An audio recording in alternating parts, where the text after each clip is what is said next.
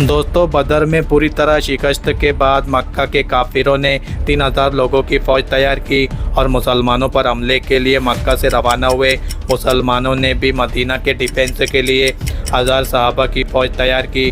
अब फिर वही बदर वाला सिस्टम था कि काफिरों की फ़ौज मुसलमानों से 3 गुना ज़्यादा थी और इस बार मक्का वालों की फ़ौज में एक यंग और टैलेंटेड लड़का और भी था जिसका नाम था खालिद। रसूलुल्लाह सल्लल्लाहु अलैहि वसल्लम ने मदीना के अंदर रहकर लड़ाई करने का मशवरा दिया, लेकिन ज़्यादातर सहाबा ने कहा कि मदीना से निकलकर अपने डिज़र्ट में लड़ाई करनी चाहिए और रसूलुल्लाह ने अपनी राय छोड़कर मेजॉरिटी की राय मानी और मदीना से 1000 सहाबा लड़ाई के लिए रवाना हुए। रसूलुल्लाह सल्लल्लाहु अलैहि वसल्लम ने इस फ़ौज को 3 ग्रुप में डिवाइड किया। मुहाजिरीन, औस और हज़रत। 1000 सहाबा में से सिर्फ 100 के पास बॉडी आर्मर और शील्ड वगैरह थे और सिर्फ 50 घोड़े थे। इसके मुकाबले में 3000 मक्का की फ़ौज आकर वक्त के मुकाम पर रुकी और मुसलमानों का इंतज़ार करने लगी। इस फ़ौज के सेंटर को अबू जहल के बाद मक्का का नया सरदार अबू सुफियान लीड कर रहा था। उनके लेफ्ट साइड पर अबू जहल का बेटा इकरमा और राइट साइड पर 33 लोग और खालिद बिन वलीद घोड़ों के साथ लीड कर रहा था। मक्का के 3000 फौजियों से लड़ने के लिए जब सहाबा ओहद पहुँचे, अब्दुल्ला बिन उबई सबसे बड़े मुनाफिक ने कहा कि हम तो नहीं लड़ेंगे भाई, ये तो खुदकुशी है। अब्दुल्ला बिन उबई और इसके 300 साथी मुसलमानों की फ़ौज से अलग हो गए। ये एक प्री प्लानिंग थी या साजिश थी या जो भी थी। अब मुसलमान सिर्फ 700 रह गए और उनके सामने अब 3000 की फ़ौज खड़ी थी। रसूलुल्लाह सल्लल्लाहु अलैहि वसल्लम ने 50 आर्चर तीरंदाज इस पहाड़ के ऊपर भेजे ताकि मक्का वाले पहाड़ के पीछे से हमला न कर सके और इन 50 लोगों को क्लियर ऑर्डर दे दी कि अगर तुम देखो कि मुसलमान जंग जीत चुके हैं तो तुमने पहाड़ से नहीं उतरना और अगर तुम देखो कि मुसलमान हार गए और परिंदे इनके जिस्मों के गोश्त को खाए तब भी तुमने अपनी जगह से नहीं हिलना।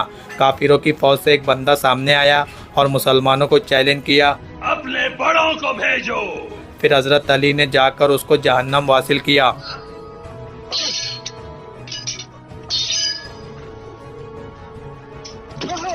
फिर उसका भाई सामने आया और हजरत हमजा ने उसको भी खत्म कर दिया।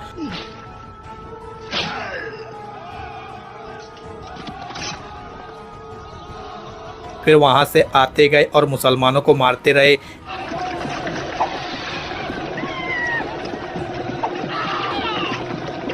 इसके साथ ही दोनों फौजियों ने हमला कर दिया। पहले लड़ाई थोड़ी सख्त थी लेकिन आहिस्ता आहिस्ता साहबा उनको प्रेशर करते गए और मक्का वाले हौसला हारने लगे और थोड़ी सी लड़ाई के बाद बदर की तरह मैदान से भागने लगे।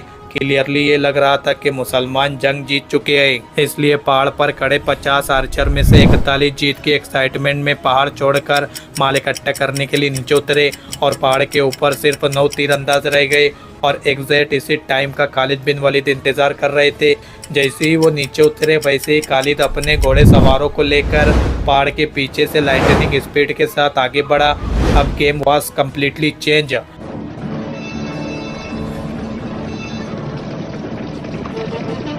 अब मुसलमान जीती हुई जंग के बजाय 2 फौजों के दरमियान फंस गए।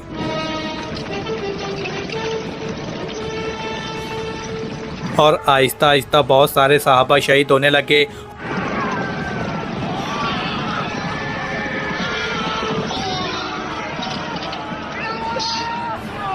और मुसलमानों के मेन जनरल हजरत हमजा को एक हबशी गुलाम वासी ने शहीद कर दिया।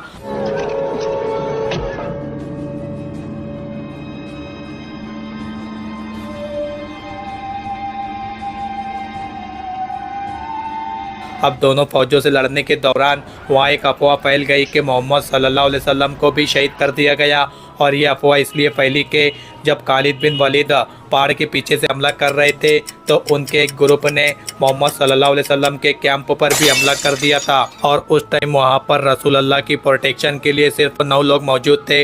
लड़ाई यहाँ तक गई कि अल्लाह के रसूल का दांत मुबारक शहीद हुआ और बाकी साहबा ने उन्हें तना बचाए रखा और 9 साहबा जो अल्लाह के रसूल की हिफाजत कर रहे थे उनमें से 7 साहबा शहीद हो गए।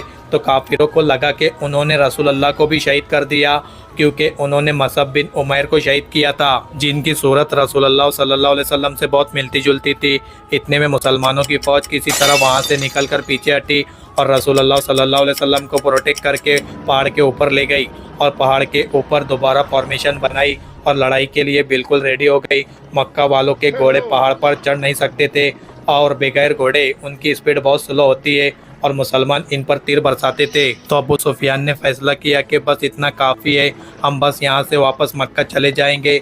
जाने से पहले अबू सुफियान ने हज़रत उमर से पूछा कि क्या हमने मोहम्मद को कत्ल कर दिया है। तो हज़रत उमर ने कहा नहीं, वो बिल्कुल ठीक है। तो अबू सुफियान ये सुनकर बहुत गुस्से में आ गया, क्योंकि उन्होंने ये जंग इसलिए की कि मोहम्मद को शहीद किया जाए और मदीना पर कब्जा किया जाए, लेकिन इनमें से कोई भी ऑब्जेक्टिव पूरा नहीं हो सका और वो वापस चले गए। तारीख में बहुत सारे हिस्टोरियन इस जंग को मुसलमानों की एब्सोल्युटली शिकस्त कहते हैं, लेकिन कुछ हिस्टोरियन ऐसा भी कहते हैं कि यस, मुसलमानों को बहुत बड़ा नुकसान हुआ, लेकिन कुरैश का कोई भी ऑब्जेक्टिव पूरा नहीं हुआ।